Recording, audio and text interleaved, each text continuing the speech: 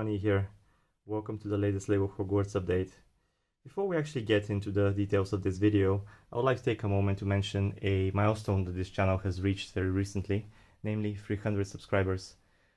It's really amazing the support I've been receiving with this channel, with people liking my videos, commenting, being impressed, dare I say, by this whole project. I would like once again to mention that you can follow me on Instagram if that's your thing, or you can even join on Discord and have a chance to have a closer chat with me regarding Harry Potter, Lego, or anything really, as long as I'm online.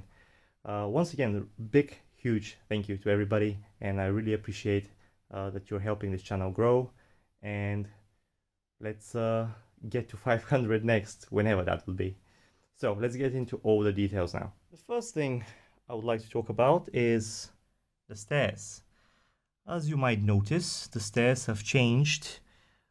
Before we had the whole texture built from 1x6, 1x4 tiles in dark bluish grey and light bluish grey, which was fine for the time being, but as time went on, I decided that that was way too simplistic of a texture, and I decided to change it up a little bit. Initially, I was even thinking of adding a third color, perhaps moss green or dark tan or something else. But in the end, I kind of kept it to the original two colors and just changed the tiling, basically. Instead of having less and bigger tiles, now we have a lot more smaller tiles. And I used the curves and also these kind of rounded pieces over here, where you see one side is rounded, the other one is a square. And then basically just try to juggle with the two colors as best as possible, creating contrasts, and also added a few more studs here and there, because initially I would like this whole scene to have more students, not too many more, but more than this. And I believe I've even added 2 or 3 more to this part here than before. Might have changed a few hair colors around or faces, nothing too dramatic. Just decided that didn't really like it the way it was, but probably this is not the final version either. I'll be adding a bit more students, probably around here at some point. Other than that, the stairs are really the same height and the same version really as to the distances between each step.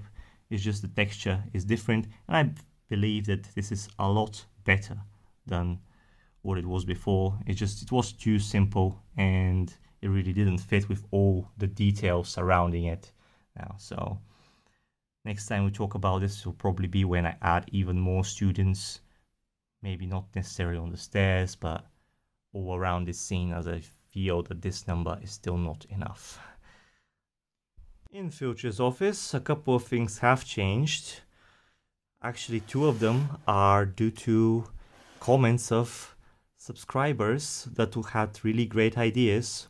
One of them, Triumpha Storm, suggested that we add some more items on the floor, namely fireworks. And I was thinking how exactly to do that.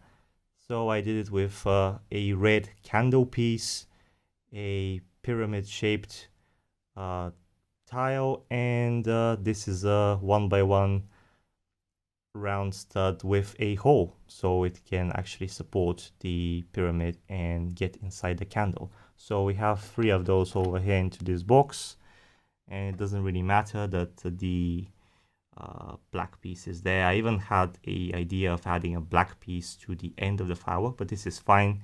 Actually, the other black piece was making it too white. I wanted to fit as many as possible into that little crate there. 3, I think, is plenty to represent what actually I want this to be. The other thing is these drawers. Before we had white 1x2 plates, and now we have these kind of hinges. I'm trying to actually, let's take this whole thing out. Yeah, this was suggested by Brick Matted. Apologies if I don't pronounce your name correctly. If I am, please forgive me and correct me. So he suggested that we use these hinges with the appropriate piece and then just attach the snot plate on top of it. Unfortunately, I still don't have the second piece in reddish brown, which I should, and I know I'm sure I ordered them. I was sure, that's why I still don't have them. I was pretty sure I ordered it in the right color, but it turns out that I didn't. So for the time being, I'm using the black version of the same piece.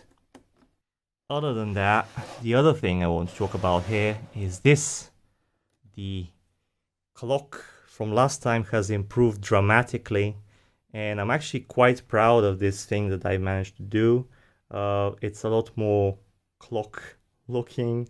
Also, I've added these pieces in gold rather than reddish brown, changed the upper side a little bit so it gets this kind of roof shape. Changed the centerpiece because the other clock with the Technic kind of arrows was too big for this design, and also added these pieces here in the middle so we don't have holes. So in the back they're covered like that, which is fine because that way they can also serve for this piece to be handled, and also it gives the clock a back, except for this lower section which is covered by this wall here, so that's fine. But I'm sure if needed it can also be covered quite easily. Other than that, I will show you in a future short video how exactly this is made. It's not really complicated, but I didn't imagine that I could actually figure out that, at least not this fast, how to do it properly for me to be satisfied with it. So I think for such a little simplistic build, I am actually quite proud of myself. So this now rests here, and in order for this additional height to be supported, I actually placed another row of tan plate underneath these tiles, because otherwise the clock was sticking too much and I couldn't lower it because it was hitting this part here that is supporting the chains. So it's not really a big deal. One tile difference of height should be fine. Other than that, I think there isn't really much more to add. I mean, we could add a few more items on the floor, I suppose, but for now, I don't think, unless they're really good ideas, I should do it. So I think this looks pretty nice. Maybe we can change this piece here with something more meaningful. And also part of me kind of thinks that maybe, although it would be a real burden to do, we could change the plate underneath, or simply extract the floor and place another row of plates in just in gray, so the tan doesn't really show from underneath. I don't know if that bothers you. Not sure it bothers me even, but sometimes I think it does. Something to keep in mind, I guess. Let's move forward.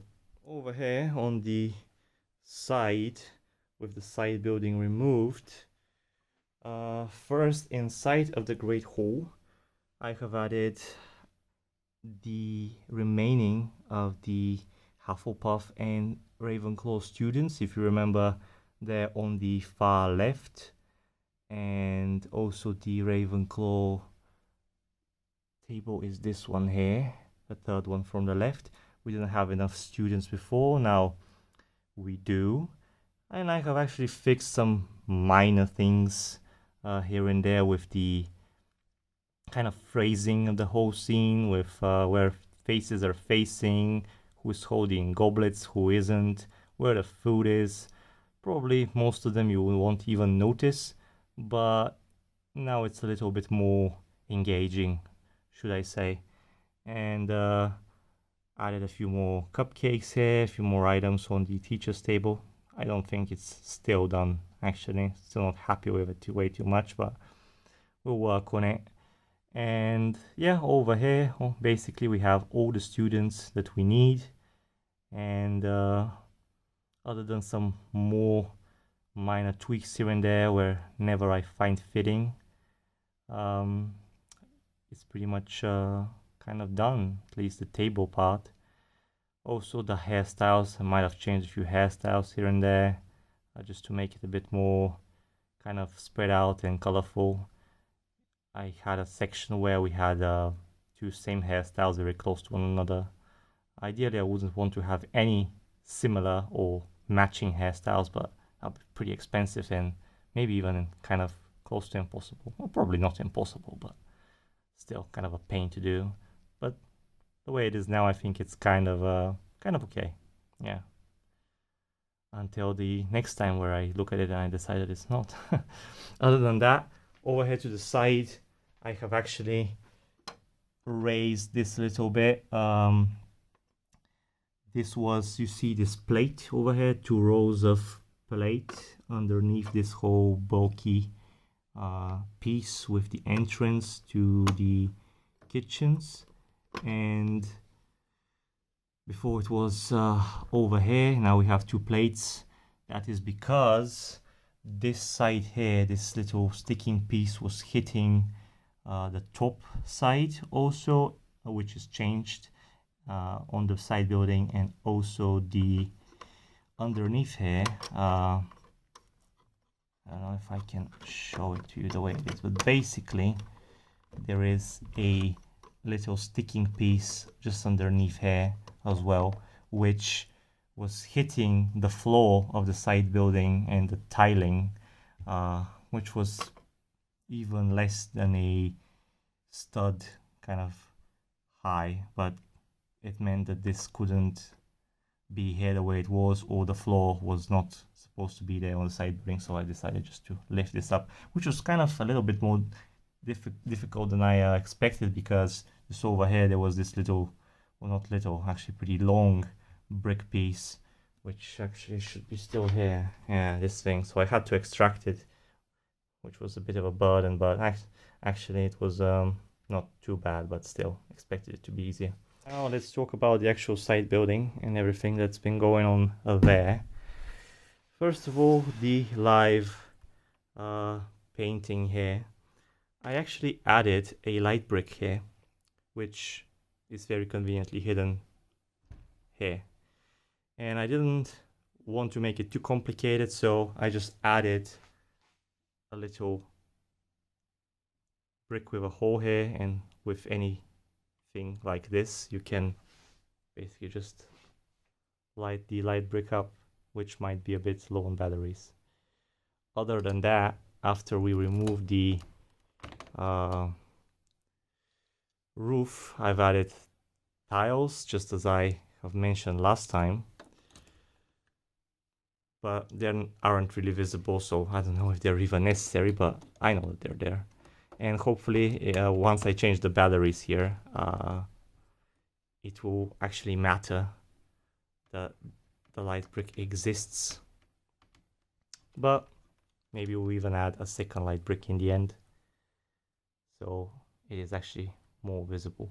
On this side also, I have added this little kind of a 1x2 section where there are stairs representing the same pattern of the floor.